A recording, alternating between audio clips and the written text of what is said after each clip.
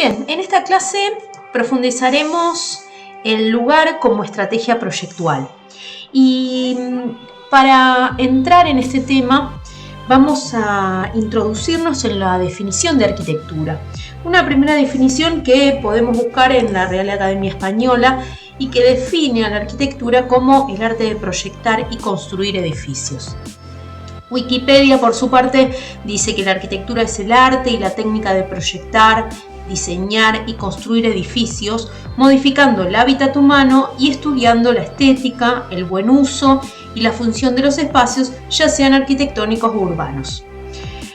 Y entonces, a los efectos de introducirnos en el tema y específicamente en esta estrategia, podemos decir que esta definición nos basta porque está despojada de ideologías o algunas subjetividades y nos muestra que la arquitectura se compone de lugar, de la forma y el espacio, de la función, el uso y el programa, y del sostén, el soporte o los materiales. Todo esto a grandes rasgos. También podemos decir que el proceso de análisis proyectual es inherente a la arquitectura. Está vinculada al proyecto como una instancia previa para meternos en el proyecto, en el proceso proyectual. Y creemos que el aprendizaje previo, el análisis previo, nos sirve para proyectar y debe pasar necesariamente por el análisis de obra. Si las obras son diferentes, requerirán formas diferentes de analizarlas. Y entonces podemos hablar de una lectura, de leer una obra, o sea, de hacer una interpretación, de incluso provocar algunos cambios en la propia mirada al leer o al reinterpretar esa obra, y una relectura. Esta relectura nos lleva, hablando siempre de arquitectura y de análisis proyectual, de una producción de esquemas, dibujos, donde uno piensa, uno reflexiona y uno representa parcialidades, generalidades, detalles, relaciones, etc. Y entonces, a partir de ahí, nos preguntamos cómo ven o cómo ves o cómo vemos, cómo interpretamos una obra de arquitectura y cómo se concibe un proyecto de arquitectura. Y entonces aquí empezamos a hablar de nuestra primera estrategia, de la primera estrategia que profundizamos, que es la del lugar, la de la relación de la arquitectura con el lugar. Y a partir de esto entonces podemos decir que todas estas palabras que vemos son palabras o conceptos que se complementan y se nutren mutuamente. Estas palabras son lugar, sitio, espacio, contexto, paisaje, entorno, territorio. Aquí les recomendamos entonces, para ampliar y para profundizar este concepto de lugar, un material que tenemos en nuestra bibliografía y que es el capítulo de Sisa del libro de Rafael Moneo, Inquietud teórica y estrategia proyectual. Y siguiendo con la idea de lugar, podemos citar a Moneo. Moneo dice que el sitio o el solar es un producto natural que atraviesa la noción de límite, pero la arquitectura que interviene en él es la que le da cualidad nueva de lugar. O sea que la arquitectura hace lugar. Y entonces aquí también el lugar, dentro del plan de estudios de la facultad y dentro del programa, sobre todo del programa de nuestra cátedra, el lugar se refiere en el sentido amplio al entorno, al paisaje lejano, a la geografía, a las orientaciones, comprende también los aspectos culturales, las huellas del pasado, la identidad, y es un punto de anclaje porque constituye, potencia, direcciona e integra el proyecto. El lugar es uno de los ejes de significación arquitectónica y es la base para reconocer algunos valores en las obras, donde se enuncian principios que guían a la práctica proyectual. Entonces aquí vamos a profundizar también, o mejor dicho, ver de manera general cuáles son estos ejes o estas estrategias con las que trabajamos en nuestra cátedra. Y nosotros en principio definimos 4: el eje arquitectura y lugar, en el que estudiamos, analizamos o proyectamos en relación a la obra arquitectónica con el sitio, en el que hay una actitud proyectual definida en relación a ese sitio. El eje morfológico, en el que analizamos o trabajamos con la forma, con el espacio y con la envolvente. El eje distributivo, que se refiere al espacio habitable, a sus usos, a sus significados, a sus funciones. El eje materialidad, en el que observamos los materiales, la expresión de esos materiales y la forma o la definición de esas formas y espacios a partir del uso de esos materiales, texturas, etc. Como siempre decimos, hay una interacción constante y permanente de estos 4 ejes, de estas 4 estrategias, de estos 4 factores significativos. Y metiéndonos en lo que es arquitectura y lugar, decimos que la relación obra-sitio va a estar dada observando el paisaje, si es natural o artificial, el paisaje cultural, el sitio y la obra, esta relación, y si existen accidentes geográficos, desniveles, en definitiva la topografía de ese terreno, el paisaje y sus visuales, las diferentes escalas de relación, el entorno mediato y el inmediato. El inmediato son los accesos, quiénes son o cómo son los linderos, lo que linda con ese sector. Los aspectos normativos también forman parte de este análisis de la relación de la obra y el sitio, o determinan algunas cuestiones de la relación de la obra con el sitio. Por otro lado, la actitud proyectual, los criterios, si son de asimilación, de oposición al contexto, al sitio, las modalidades de apropiación del espacio, la relación del interior con el exterior. Y también la obra y el clima, la orientación, el control ambiental, la relación con las variables proyectuales. Y entonces también decimos que el paisaje es el espacio en donde se inserta el diseño, es la forma previa al proyecto. El diseño establece una relación con el mismo, de tal modo que o se mimetiza, o se destaca, o se opone. Y en definitiva crea un nuevo paisaje, le da carácter a ese sector, a ese lugar. Y en algunos momentos decimos, o en algún punto decimos que existen 2 posiciones básicas frente al paisaje, la clásica y la romántica, que en realidad nos sirve como para iniciar esta muestra de ejemplos de obras de arquitectura y para ver algunos conceptos que veíamos antes de la arquitectura y en relación al lugar. Y si bien estos términos, los de clásicos y románticos, se asumen como una carga histórica y estilística muy fuerte, es posible despojarlos de esas connotaciones y verificar su recurrencia en distintos periodos. Como por ejemplo, en estos 3 ejemplos, justamente, tanto en los templos griegos de Paestum, en Grecia, la Villa Rotonda de Palladio hacia la derecha, en Italia, y la Ville Savoie de Le Corbusier en Francia. En estos 3 ejemplos podemos ver precisión geométrica, simplicidad de volúmenes, paleta reducida de colores y materiales. Esto de alguna manera distancia a los edificios de su entorno, los recorta, marcan una fuerte presencia del hombre y sobre todo de su pensamiento.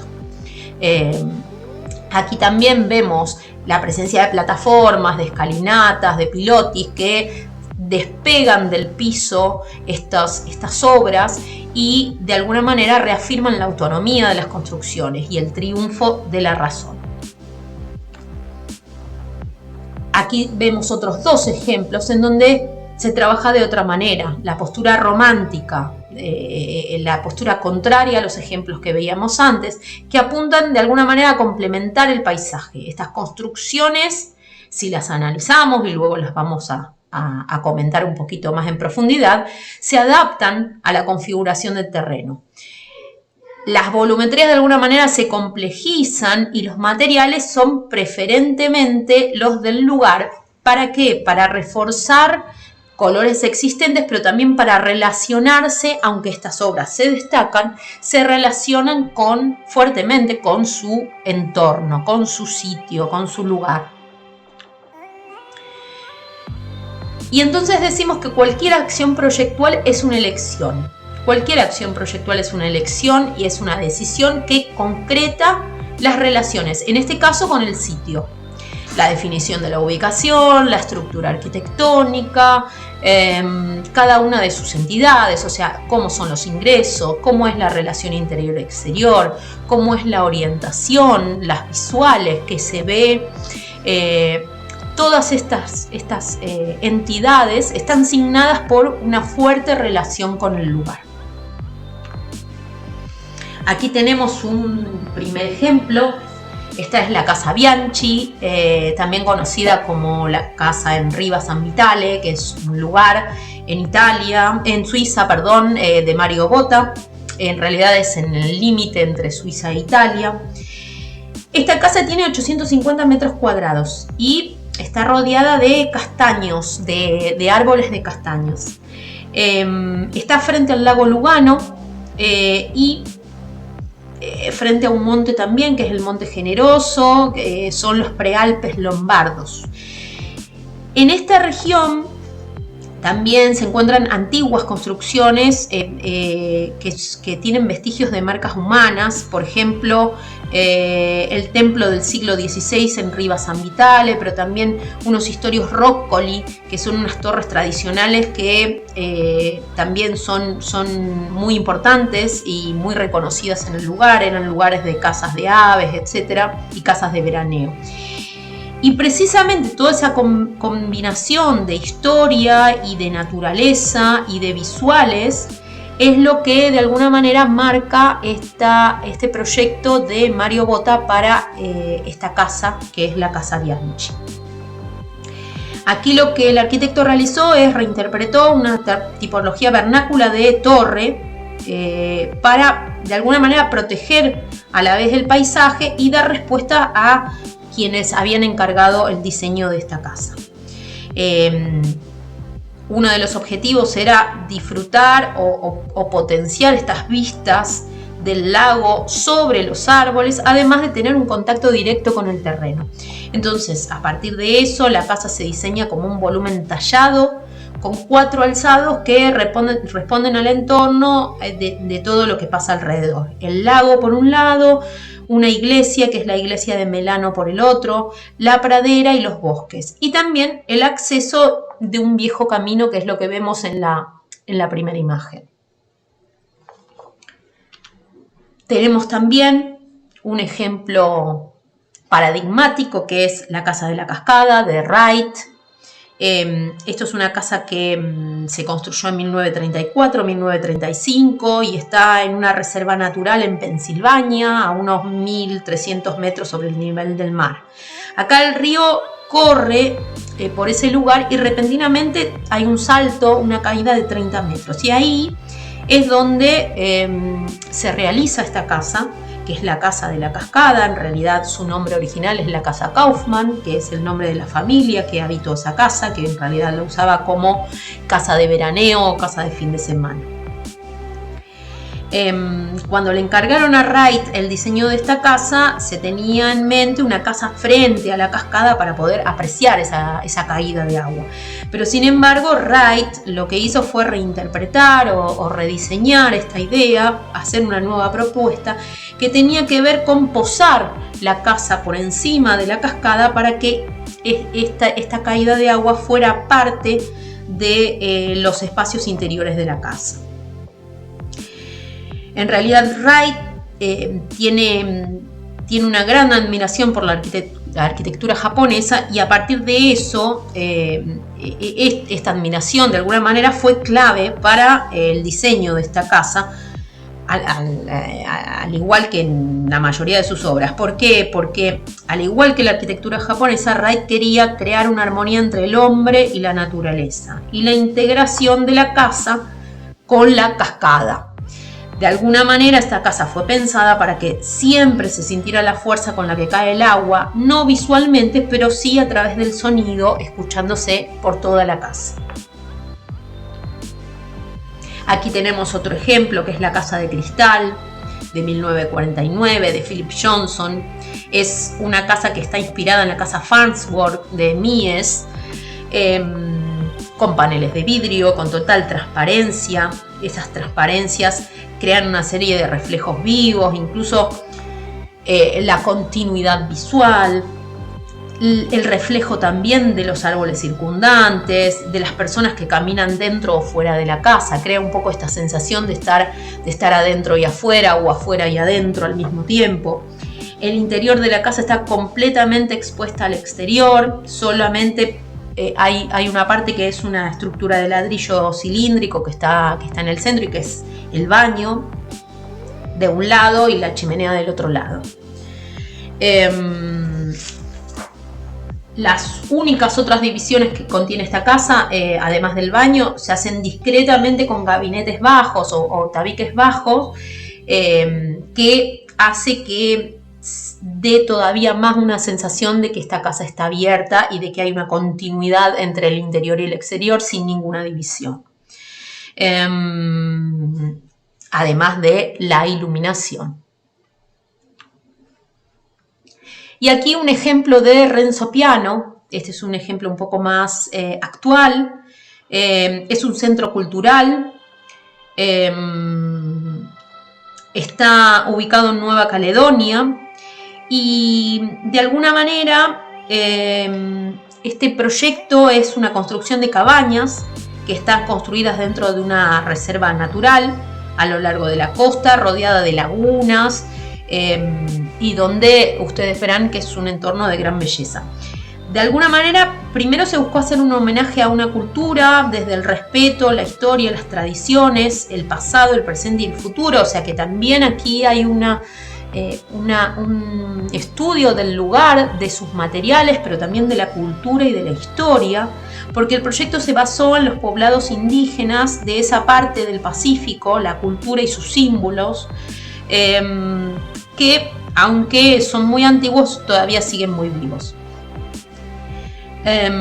El proyecto estudió el aprovechamiento de las corrientes de aire y buscó de algún modo expresar la tradición del Pacífico con un lenguaje moderno. Esto significaba poner tecnología y métodos europeos al servicio de tradiciones y expectativas del lugar. El proyecto aprovecha la topografía del terreno, la vegetación, la brisa de la laguna para crear corrientes ascendentes de aire que posteriormente son disipadas por torres de extracción. Es un verdadero poblado, cuenta con sus propios caminos, vegetación y espacios públicos. Es un complejo cultural que se compone de 10 casas, casas entre comillas, todas ellas de diferente tamaño y función. Las alturas van desde los 20 a los 28 metros. Y los materiales, estas construcciones son construcciones vernáculas que tienen la idea de tener una intensa comunión con la naturaleza. En ellas los materiales que se emplean son perecederos y la implantación en el terreno es de una gran fragmentación. Las cabañas están construidas con madera de Iroko en combinación con materiales sobrios y discretos como el acero, el vidrio, el corcho, que de alguna manera otorgan simplicidad a los interiores. El revestimiento exterior de madera y acero inoxidable está basado en la forma de las chozas regionales canacas y proporcionan protección ante el clima cuando se necesita. No obstante, también permite, en el caso necesario, el paso del viento para ventilar alguna fuerza, según su fuerza y orientación.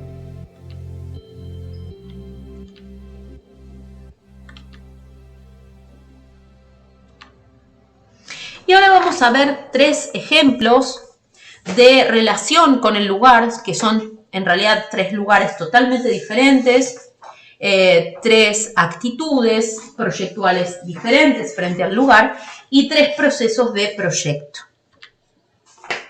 En primer lugar, nos vamos a situar en los Alpes, en Suiza, en un pequeño pueblito llamado Vals, donde ustedes pueden apreciar en esta imagen la altura, el clima Este es un pueblito que tiene, es una aldea, mejor dicho, que está a una altura de unos 1200 metros. Un pequeño poblado. La plaza del pueblo está rodeada por las típicas casas de la región, que están construidas en losa de piedra cuarcita. Es un tranquilo lugar de vacaciones que ofrece excursiones, aguas y baños termales y deportes de invierno. Y la obra que vamos a ver como ejemplo de esta primera actitud proyectual y relación con el lugar son las termas de Vals de Peter Zumthor. Peter Zumthor es un arquitecto suizo que en este caso trabajó con esta piedra cuarcita, que es el material de la región.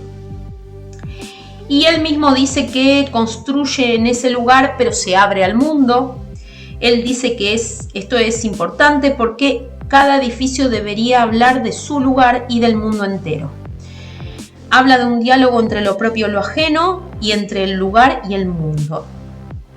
Y también del espíritu del lugar.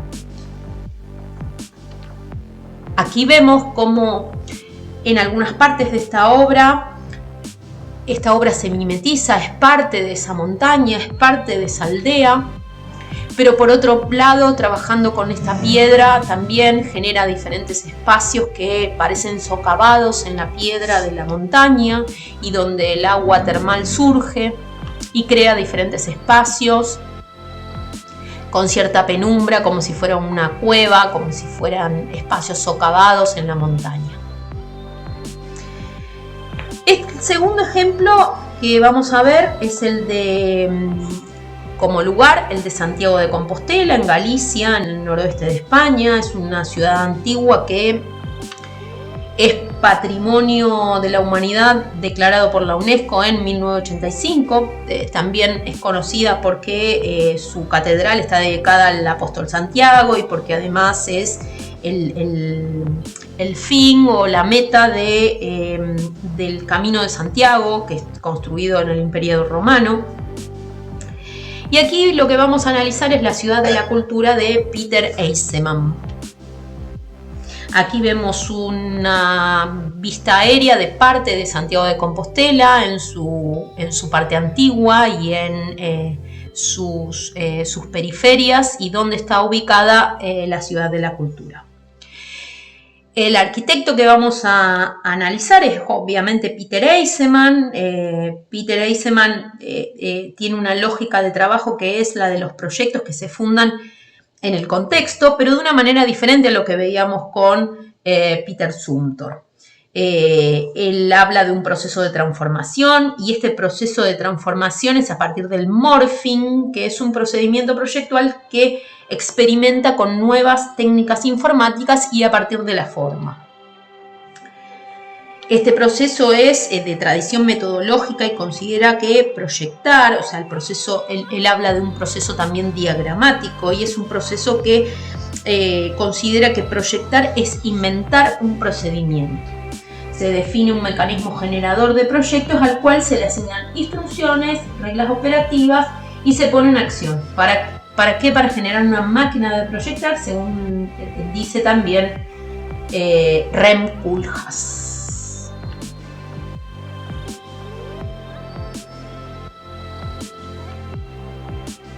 La ciudad de la cultura, de alguna manera, entonces deviene de un diseño que se trata de la superposición en tres grupos de información. La planta de la calle del centro medieval de Santiago, que está proyectado sobre un plano topográfico del terreno en pendiente, que mira la ciudad. Una grilla cartesiana que se proyectó sobre estas rutas medievales, y a través de un software de modelación computacional, la topografía de la pendiente, que permite distorsionar dos geometrías planas, las que generan superficies topológicas, lo viejo, y lo nuevo, que es una matriz simultánea que nunca antes se había visto. Entonces, el centro original de Santiago conforma un urbanismo figura-fondo. De alguna manera ese es un poco, resumiendo y a grandes rasgos, el proceso de proyecto. Hay una superposición de tres grupos de información que definen determinadas volumetrías y que es una propuesta formal y urbanística con figuras sólidas y espacios vacíos. Se buscó también provocar fuertes relaciones y experiencias de los visitantes, visuales, sensaciones, y rodeando toda esta área construida de la Ciudad de la Cultura se encuentra el Arboretum de Galicia, que es un área boscosa con jardines, en donde también se realizan actividades culturales, se usa para fines educativos y de recreación, sobre todo de niños también. En realidad esto, según el propio Eisenman, es un proyecto palincesto que busca no solamente tener un impacto visual. Buscan un lugar que funcione en capas, como una cartografía de la topografía del lugar, de la ciudad medieval y de la ampliación moderna. Él dice: me encargaron un gran edificio y estamos excavando un territorio.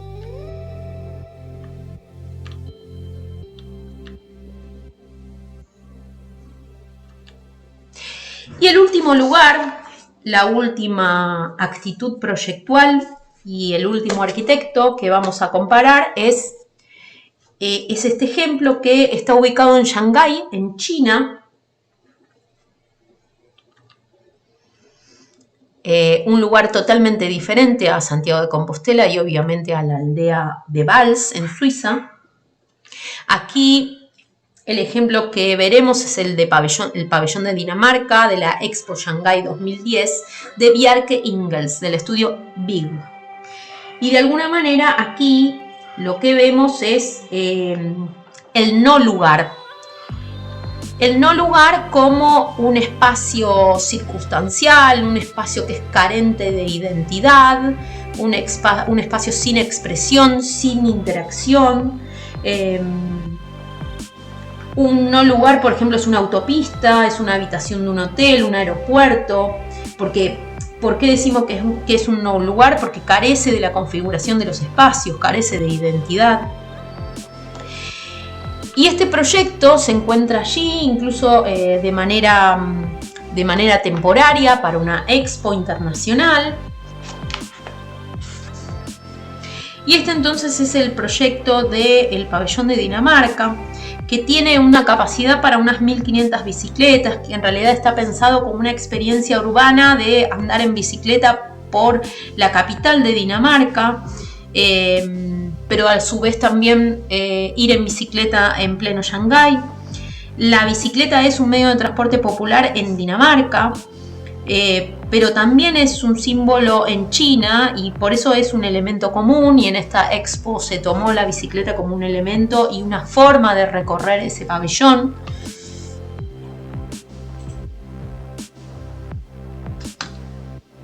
Aquí algunas de las vistas eminentemente son rampas donde se puede caminar de una manera muy cómoda, pero también se puede recorrer en bicicleta.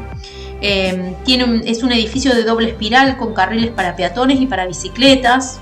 Hay 2 velocidades para andar en bicicleta. Hay un espacio central también, donde hay una piscina con agua especialmente traída desde la bahía de Copenhague, la capital de Dinamarca. También aquí podemos ver algunos de los interiores y esas ciclovías en donde uno puede desplazarse con bicicletas. Aquí vemos también una imagen más general y esta también característica de este lugar como no lugar, sin carácter, en donde se instala de manera temporaria un stand o una muestra internacional de varios países. Aquí también vemos otro sector. Y aquí vamos a hacer un cierre, una conclusión, comparando estos 3 lugares, estas 3 actitudes proyectuales y los 3 procesos de proyecto de 3 arquitectos diferentes. De alguna manera lo que hicimos fue mostrar 2 lugares, las termas de Valls o la aldea de Valls en Suiza, en plena montaña, Santiago de Compostela en España y un no lugar en Shanghái, China. Vimos 3 actitudes arquitectónicas frente al lugar y 3 respuestas arquitectónicas frente al lugar. Una respuesta de mímesis, de estar con respeto hacia el terreno, hacia el lugar, hacia la historia, hacia sus materiales. Una actitud en la ciudad de la cultura que observa y toma como dato el lugar, pero proponiendo algo nuevo. Y una tercera posición que es la de tomar el lugar como un no lugar, sin carácter, y proponer, teniendo en cuenta otras cuestiones y otras variables, un pabellón temporario. 3 arquitectos: Peter Zumthor, que maneja un estilo un poco más clásico del proceso proyectual; Peter Eisenman, que trabaja con los procesos diagramáticos del proyecto; y Bjerke Ingels, que trabaja en este caso en un no lugar. Podemos decir, para finalizar, que la influencia es el efecto que produce una cosa sobre otra, o la manifestación en una cosa del efecto causado por otra. Y entonces podemos decir que la arquitectura ejerce influencias en el lugar, pero también el lugar ejerce influencia en la arquitectura. Estos efectos recíprocos se dan en toda acción proyectual y es una condición cultural. La arquitectura le da sentido a las cosas y los lugares le dan sentido a la arquitectura. Para finalizar, un dibujo de Mordillo en el Libro de Oro, publicado en 1999, en donde podemos de alguna manera verificar esto que decíamos, que el lugar influye en la arquitectura y la arquitectura también influye en el lugar. Gracias.